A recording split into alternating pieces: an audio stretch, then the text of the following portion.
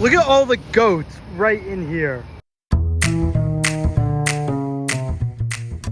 I'm right here in my very first stop, Mercado Central. And this is the main outdoor market here in San Salvador.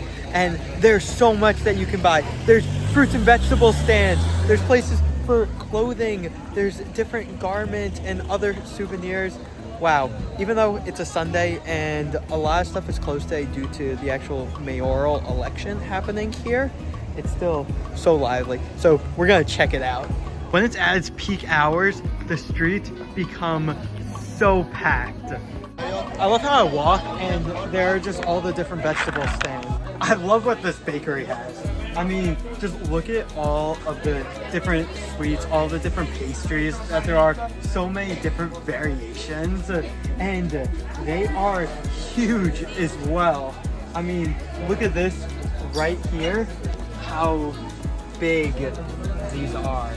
It is such a great energy, and if I didn't eat right before this, I probably would have been getting a decent amount because I am a very big pastry fan, like a huge pastry fan. So maybe it was good for me that I ate before this because I would have indulged a little too much on this. It's not just vegetables that you can get here. There are shoes, there's different clothing, there's papusas, there's bakeries, and all of this, it really is showing just the true El Salvadorian culture and the market. It's terrific to see. So I'm at this store where we can get all these different jerseys. Messi, Inter Miami, we have Alianza, and we have the El Salvadorian national team. But there was one that really stuck out to me, and we have a jersey with President Nayib Bukele. And let's see this. I had to get it. I think it looks great. I'm so excited to have this, especially with President Bukele. Okay, so now I have to show off the shirt and let you know every aspect of it. So we're gonna start off here, which we have 5 volcanoes representing 5 Central American countries, each which have strong volcanic ranges: Guatemala, Nicaragua, Honduras, El Salvador, Costa Rica. That wasn't in geographical order, but those are just the 5 countries. Then here we have the national bird. We have here the ES representing El Salvador. And then here, of course, President Bukele. Here, alongside the sleeve, I believe that is my president, it says. And then on this sleeve, hard to tell, but it says Bukele. I love this jersey right here because Messi in Inter Miami was literally here just about 2 weeks ago, so commemorating the time. This is now the second time I've walked down the street, and literally just 2 hours later, now it's about 9:30, and it's so much more active. I mean, the way that everything is also so integrated together, how you just walk down each street and you see how the market just continues and continues down multiple blocks, and you have certain sections that are dedicated to primarily vegetables. You have certain areas selling grains, others selling some household goods, and then you have some areas like the ones I am in right now. You have some vegetables there and some grains there and clothes over there. Again, let me re-emphasize, it isn't even 8 a.m. right now, and it's a Sunday as well.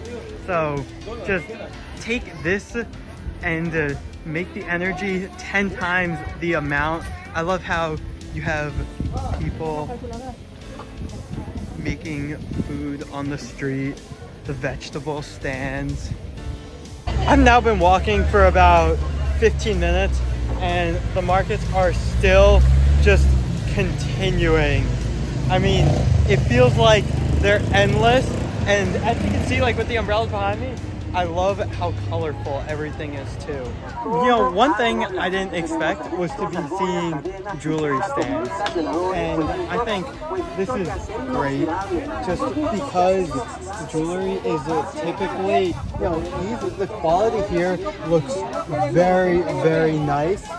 And it adds to, you know, how the market has so many different things that it's more than just some basic goods. There are, as you see, the jewelry, the backpacks, the vegetables, the papusas, and everything within it. Look at all the goats right in here. Yeah. Wow. The point. This is the Wow. point. All of the goats behind me, no, they're not used for meat. They're used for milk. Goat milk is very popular here, and that you're able to just buy it right alongside this like goat cart. I love it. Where I'm walking in the market right now, normally if it wasn't a Sunday and there weren't elections today, all of these shops would be open as well. I bet you could just picture the liveliness based off what we saw on the outside. So when I walked through here earlier today, this was all closed, and we said why, because it has to do with a Sunday and it's also an election day, but a lot more has opened. And the fact that it's covered to be able to get out of the heat, be able to walk through the market, it really, you know, shows a whole different element, and it's great. So now I'm inside one of the indoor shopping centers, and this has really played as the biggest competitor to the outdoor markets, because most of these products, like these jeans right here, have come from the US, and they are, you know, they're all unique designs. It's more like a boutique, or like a boutique model, like, kind of. So they have really, as like this one was built within the last year, so it has kind of more people have gravitated to this.